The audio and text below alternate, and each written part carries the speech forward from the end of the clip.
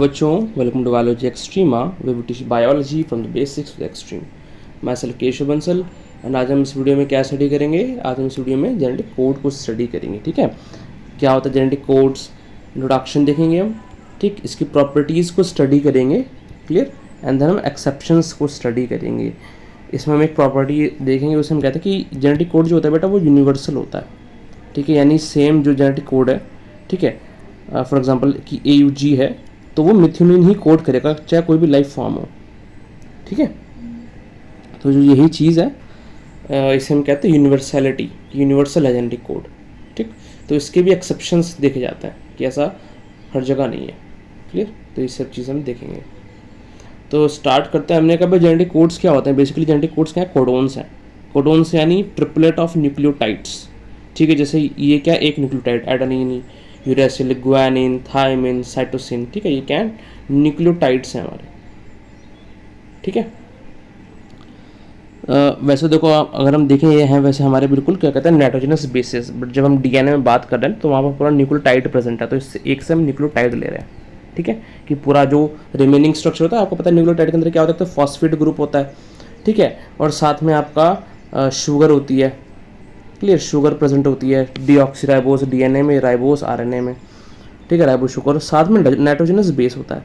तो जो nitrogenous base होता है वो एडेनिन हो सकता है, आपका यूरेसिल हो सकता है। ठीक है, पायरिन्स के अंदर, और पायरिमिडिन्स के अंदर थायमिन, साइटोसिन, और सॉरी मैं गलत बोल गया, एडेनिन और ग्वानिन होता है आपका प्यूरिन्स के अंदर, और ये तीनों होता है आपके पायरिमिडिन्स के अंदर, यूरेसिल, थायमिन और साइटोसिन। ठीक है, तो वैसे तो ये जो होते हैं बिल्कुल नाइट्रोजनस बेसिस होते हैं। ठीक है, बट जब हम DNA स्ट्रक्चर में बात कर रहे हैं यहाँ पे, ठीक है, तो हम जब यहाँ पर इन कोडोन्स को लिख रहे हैं कि भाई क्या है, ट्रिपलेट ऑफ न्यूक्लियोटाइड्स। ठीक, बिकॉज ये पार्ट तो लगभग सब में सेम होगा ना। ये अगर मैं यहाँ पे एडेनिन, ग्वानिन, यूरेसिल, थायमिन सब रख दूँ तो सब में लगभग सेम होगा। बस DNA में हमारे पास ये डीऑक्सीराइबोस होगी शुगर, और RNA में राइबोस शुगर होगी। ठीक है, तो मेन जिससे हम डिफरेंस क्रिएट करेंगे वो नाइट्रोजनस बेस होगा, उससे डिटरमाइन होगा कि भाई कौन सा न्यूक्लियोटाइड प्रेजेंट है। ठीक है, तो यहाँ पर जब हम कोडोन्स की बात कर रहे हैं ना, यहाँ पे कोडोन्स, तो हम कह रहे हैं ट्रिप्लो क्या है ये सेट ऑफ 3 न्यूक्लियोटाइड्स। ठीक है, सेट ऑफ 3 न्यूक्लियोटाइड्स। क्लियर, तो यहाँ पर एडेनिन, यूरेसिल, ग्वानिन ये सिर्फ नाइट्रोजनस बेस नहीं है, ये पूरा नाइट्रोजनस जो न्यूक्लियोटाइड्स होती हैं वो प्रेजेंट है। ठीक है, आई थिंक इसमें कोई कन्फ्यूजन नहीं होगा, जैसे बेसिक है। क्लियर, तो हमारा जो भी हमने कहा जेनेटिक कोड वो है कोडोन्स। ठीक, एक कोडोन क्या होता है, सेट ऑफ 3 न्यूक्लियोटाइड्स। क्लियर, और ये करते क्या है, ये एक स्पेसिफिक अमीनो एसिड को कोड करेंगे, यानी अगर AUG होगा तो वो एक स्पेसिफिक अमीनो एसिड कोड करेगा। ठीक है, आपका AUA होगा तो वो एक स्पेसिफिक अमीनो एसिड कोड करेगा।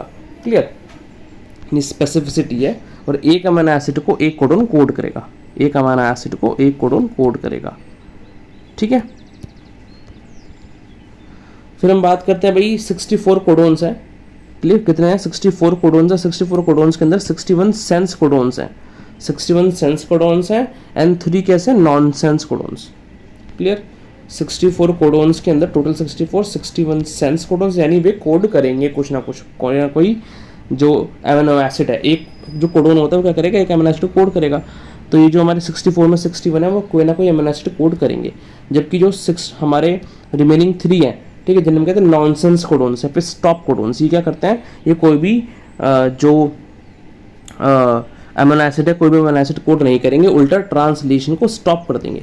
ठीक है, ट्रांसलेशन को स्टॉप कर देंगे, यानी जब जो भी mRNA होगा, mRNA की शुरुआत में तो स्टार्ट कोडोन प्रेजेंट होगा जैसे AUG, और लास्ट में ताकि ट्रांसलेशन स्टार्ट हो सके, ठीक है, अमीनो एसिड्स कोड किए जा सकें, और लास्ट में क्या प्रेजेंट होगा, लास्ट में स्टॉप कोडोन्स प्रेजेंट होंगे, लास्ट में स्टॉप कोडोन्स प्रेजेंट होंगे, ताकि जो ट्रांसलेशन का प्रोसेस है उसे टर्मिनेट किया जा सके। ठीक है, तो ये कौन कौन से हमारे पास 3 कोडोन्स हो सकते हैं, स्टॉप कोडोन्स। तो हमारे पास हो सकता है ये UAA, UAG and UGA, UAA, UAG and UGA। ठीक है, अब इसमें एक बहुत अच्छी एक न्यू बात है, अगर आपको नहीं पता होगी पहले, कि इवन इसके अंदर जो UGA है, जो UGA है और UAG है, ठीक है, अब तक इससे पहले ना इवन आपने बेसिक क्लासेस में स्टडी किया होगा कि 20 अमीनो एसिड्स होते हैं। ठीक है, 20 प्रोटीन फॉर्मिंग अमीनो एसिड्स होते हैं, लेकिन ऐसा नहीं होता, 21st भी होता है, 22nd भी होता है, ये 2 पाए गए हैं, सोलेनोसिस्टीन 21st एंड पायरोलाइसिन 22nd। ठीक है, तो जो स्टॉप कोडोन्स हैं यूजुअली ठीक। वैसे तो स्टॉप कोडॉन्स की तरह एक्ट करेंगे, लेकिन कुछ केसेस के अंदर जो यूजी है ए है वो 21st अमीनो एसिड यानी सोलेनोसिस्टीन को कोड करता है, और जो यूएजी है वो 22nd पायरोलाइसिन को कोड करता है। ठीक है, ये 21st है, यहाँ पे मैंने मेंशन नहीं किया है, सोलेनोसिस्टीन 21st, पायरोलाइसिन 22nd। ठीक है, अच्छा जी।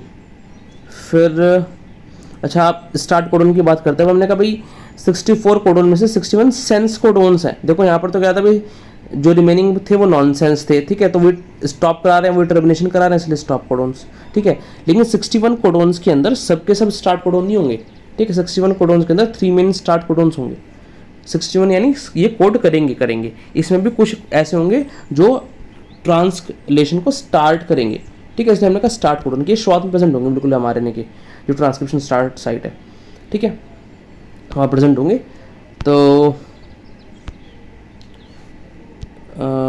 इसमें क्या होगा आपके पास, देखो बहुत इजी सी ट्रिक है, मैं थोड़ा सा जूम कर देता हूँ। AUG, ठीक है, AUG और AUG, फिर बस आपको क्या करना है, UG और UG।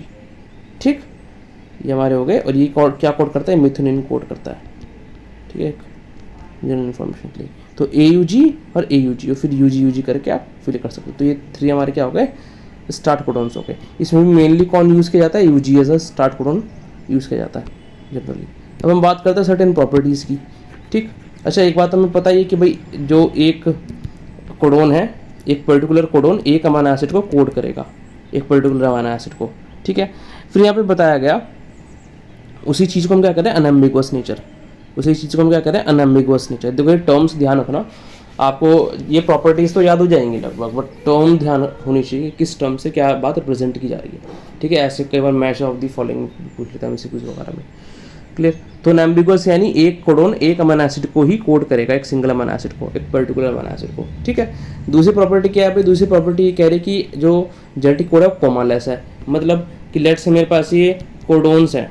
ठीक है, मेरे पास ये कोडॉन्स हैं,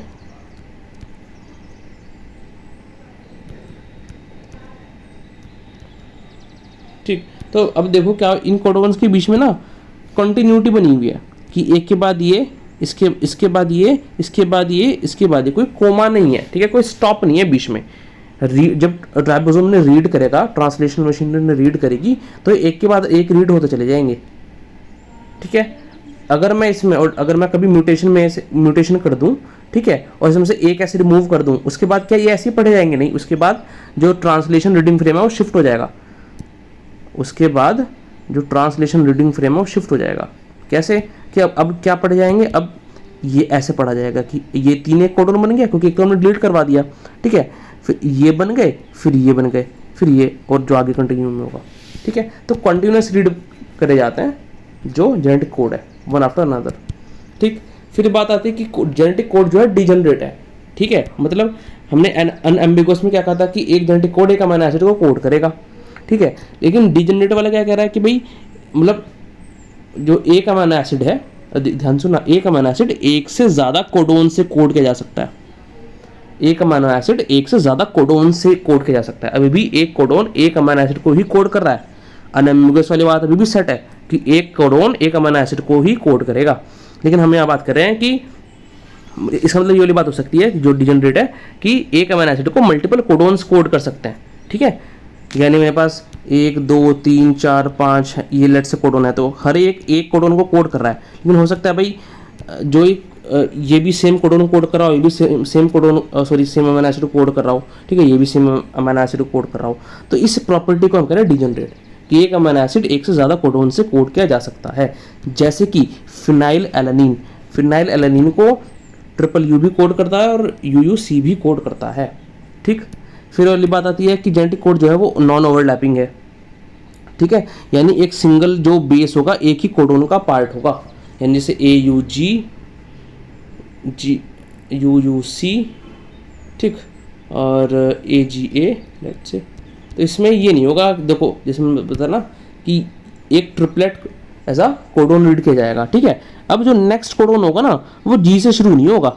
ठीक, वो G से शुरू नहीं होगा, वो UU नेक्स्ट से शुरू होगा। यानी एक कोडोन एक मेरे को कहना चाहिए कि एक जो नाइट्रोजनस बेस है वो एक कोडोन का ही पार्ट होगा, ठीक है। एक नाइट्रोजनस बेस एक कोडोन का ही पार्ट होगा, ठीक है। डिफरेंट कोडोन्स में यूज नहीं होगा, ऐसे हम कहते हैं non overlapping nature of genetic code. Clear. फिर हम बात करते हैं लास्ट वाली बात कि भाई जेनेटिक कोड क्या होता है, यूनिवर्सल कोड होता है, यानी सेम जो कोड होगा, ठीक है, वो लगभग सब लाइफ फॉर्म्स में यूज होगा, ठीक है। बट इसके कुछ एक्सेप्शंस है, यानी अगर AUG है तो सब में सारी लाइफ फॉर्म्स में, चाहे प्लांट्स है, चाहे एनिमल्स है, चाहे माइक्रोब्स है, ठीक है, अपन मिथोनिन को ही कोड करेगा। क्लियर।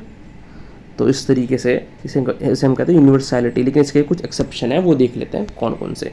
सबसे पहले हम बात करते हैं, यहाँ पर लिखे कोडोन्स, यहाँ पर लिखे क्या कोड करते हैं, ठीक है, और यहाँ पर लिखा है कि जो इनके एक्सेप्शंस है, ये क्या हमारे एक्सेप्शंस है, ठीक है, और किसके अंदर पाया जा रहा है। क्लियर, इंपॉर्टेंट है, ठीक है। तो UAG ये हमारे तीनों क्या स्टॉप कोडन हमें पता है, ठीक है, तो तीनों स्टॉप कोडन है, तो ये हमें पता चल गया। क्लियर। अब हम बात करते हैं कि जो UAG और UAA है, ठीक, ये स्टॉप कोडोन है ओरिजिनली, बट ये क्या कोड कर रहे हैं, ग्लूटामीन को कोड कर रहे हैं। कहाँ पर ऐसा कर रहे हैं, तो UAG जो है वो ऐसा कर रहा है पैरामीशियम के न्यूक्लियर DNA में, भी इंपॉर्टेंट है, किस DNA में, ठीक है, न्यूक्लियर DNA में, किसके, पैरामीशियम के। क्लियर। बिकॉज यहाँ पर हमें दो डिस्टिंक्शन देखने को मिलेंगे, एक तो माइटोकॉन्ड्रियल DNA, एक न्यूक्लियर DNA, ठीक है, तो ध्यान रखना है किस में कोड हो रहा है। UAA जो है वो ग्लूटामीन को कोड कर रहा है टेट्राहाइम के न्यूक्लियर DNA में, ठीक है, ये ऑर्गेनिज्म का नाम है। क्लियर। UGA जो है वो क्या कर रहा है, उसे स्टॉप कोडन होना चाहिए था, बट वो या तो ट्रिप्टोफैन को कोड कर देगा या फिर सिस्टीन को कोड कर देगा। सिस्टीन को कहाँ कोड करेगा, इन न्यूक्लियर DNA ऑफ यूप्लॉट्स, ठीक है, ये भी किसमें, न्यूक्लियर DNA में, ठीक है। जबकि ट्रिप्टोफैन को कहाँ कोड करेगा, माइटोकॉन्ड्रियल DNA में, ठीक है। माइटोकॉन्ड्रियल DNA में जो UGA होता है वो यूजुअली ट्रिप्टोफैन को कोड करता है, ठीक है। कई सारे स्पीशीज का बता रखा है, स्पेसिफिक नहीं है। क्लियर। फिर AGG और AGA ये यूजुअली आर्जिनिन को कोड करता है, ठीक है, लेकिन अब ये कैसे एक्ट कर रहा है, ह्यूमन माइटोकॉन्ड्रियल DNA के अंदर एज अ स्टॉप कोडोन की तरह एक्ट कर रहा है, ठीक है। ऐसी AUA जो होता है वो आइसोल्यूसिन को कोड करता है जनरली, ठीक, आइसोल्यूसिन उसका यूजुअल कोड है, बट अब ये क्या कोड कर रहा है, मिथियोनिन को कोड कर रहा है, कहाँ पर, ह्यूमन माइटोकॉन्ड्रियल DNA में। ऐसी CGG जो होता है आर्जिनिन को कोड करता है, बट किसे कोड कर रहा है, ट्रिप्टोफैन को, कहाँ पर, प्लांट्स के माइटोकॉन्ड्रिया में, ठीक है। और जो CUG है वो किसे कोड करता है, ल्यूसिन को, बट यीस्ट के माइटोकॉन्ड्रिया में किसे कोड कर रहा है, थ्रियोनिन को, ठीक है। याद तो थोड़ा टफ होगा, बट इससे बहुत क्वेश्चन बनते हैं, स्पेशली MCQs, वो भी CSR लेवल पर बहुत ज़्यादा बन जाते हैं MCQs, ठीक है। अगर आपको केमिस्ट्री एंट्रेंस लेवल पे याद करना है तो आप ये 3 मेन याद रख लो, ठीक है, ये 3 इंपॉर्टेंट है। क्लियर। बट यहाँ से बहुत ज़्यादा क्वेश्चन बनते हैं CSR लेवल पे, ये भी अच्छा लेवल एग्जाम होगा आपका। क्लियर। तो ये टॉपिक था। अगर आपको वीडियो अच्छा लगा, वीडियो को लाइक करें, चैनल को सब्सक्राइब करें, एंड जो भी सारे वीडियोज़ हैं उन्हें शेयर करें ताकि और की भी हेल्प हो सके। एंड प्लीज़ डोनेट करें उन 10 रुपीज़ पर मंथ। इससे आपकी लाइफ में, मेरी लाइफ में एंड इस वर्ल्ड में डिफरेंस क्रिएट होगा, and I will be more motivated कि मैं आपको नोबल सर्विस प्रोवाइड कर सकूँ, better books and tech buy कर सकूँ। तो thank you from our Extrema, see you next time, take care.